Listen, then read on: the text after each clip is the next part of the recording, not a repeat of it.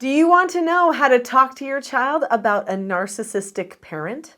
I'm Nicholeen Peck, and I teach all over the world about parenting, good communication, how to build strong family bonds, and child development, all through the lens of the principle self-government. And in this video, we're talking about difficult conversations about narcissistic parents. In this video, we're going to talk about that grief and complexity that a child can be experiencing when they are dealing with a narcissistic parent and what it might feel like for them. And then we're going to talk about what they need to know, what they need to understand about narcissism and about their parent and the behavior of their parent so that they can keep themselves safe, because it's really hard to keep yourself safe from a narcissist, especially if you do not understand what you're dealing with.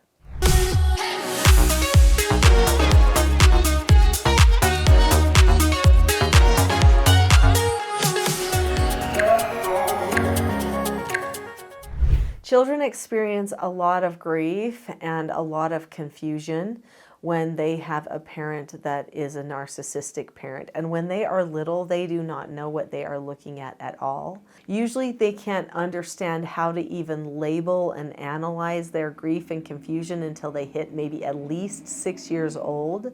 Probably more in the neighborhood of like 8 to 10 years old. And then maybe as they get more into adolescence, they'd really understand. But usually children don't recognize something could be wrong with their parent until they hit adolescence. And so they just deal with this narcissism thinking that it might be normal.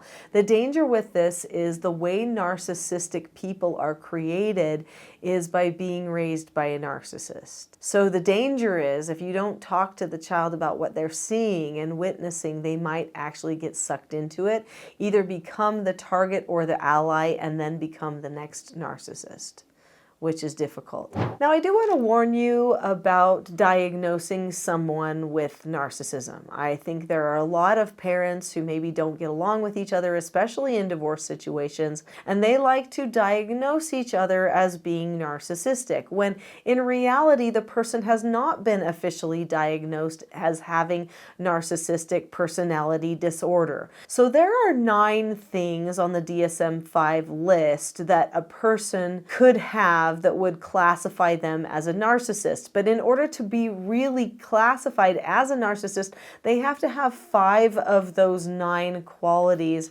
that are listed on the DSM-5. So sometimes people think because they recognize 1 or maybe 2 qualities in a person that that person is actually a narcissist, and they start calling them that. They start telling other people that they are that. That is not helpful. If you do not know if the person is narcissistic, you probably want to shy away from that term. Another term that you might want to use that could mean having some of these narcissistic tendencies is immature parent. That may be something that you could say instead to a teen maybe, or a child who's struggling with their parents' behaviors. You might just say, well, maybe your parent hasn't fully matured in that way. Like maybe dad hasn't fully matured and hasn't, conquered this behavior that he has. We all have to grow up, and sometimes it's at different rates. Okay, so you might not talk bad per se about dad or about mom or, whatever parent you're trying to help them with, but you might help them become aware of what immature parenting looks like. Immature parenting or narcissistic parenting, or parenting that has some of those narcissistic qualities to it, may look like the child having so much fun with this charismatic parent 1 minute and then being attacked the next minute for something that displeases the parent. It might be the parent belittling the child over little things all of the time, declaring the child as, being wicked or evil or sinful, or these type of big labels that a person might put on a child.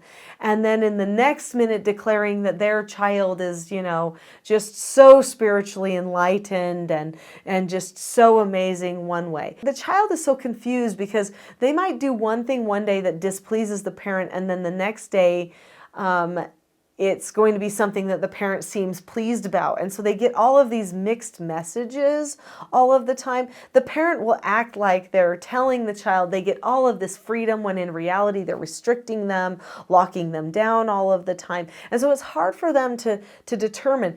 Now, one big thing is that children get confusion anyway, okay? Children understanding adulthood is tough.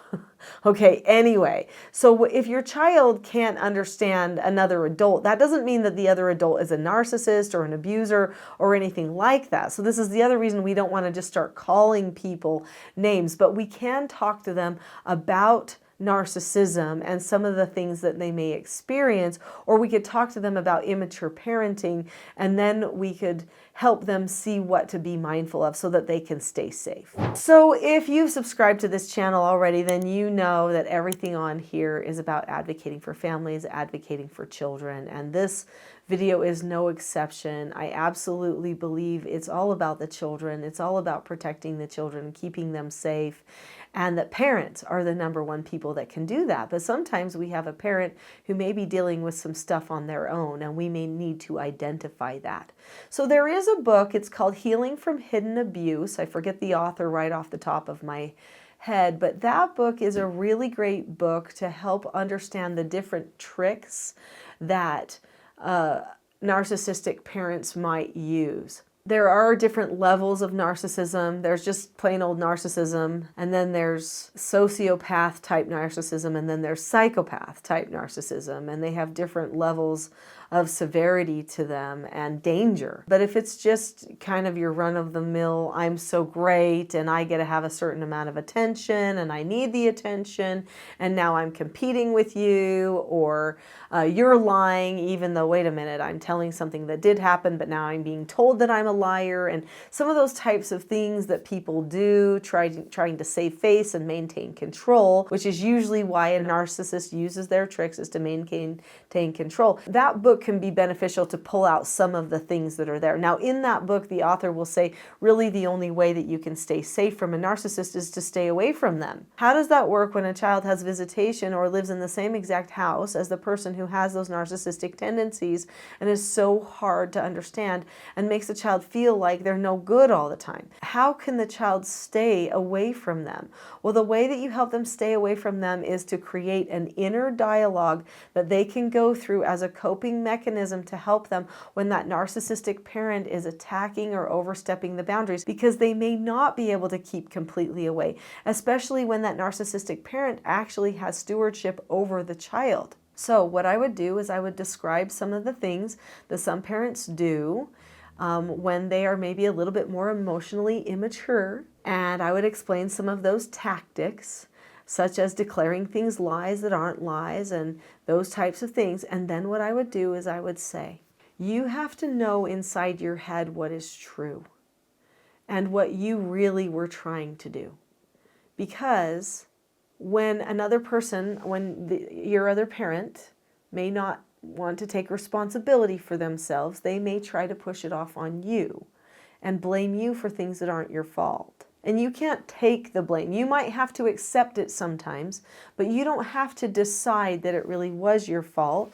What you can do instead is you can say inside your head, my parent does not know how to take responsibility for this. And so I am being required to take the responsibility for this, but I know what's true. What's true is that this should have been theirs that they took.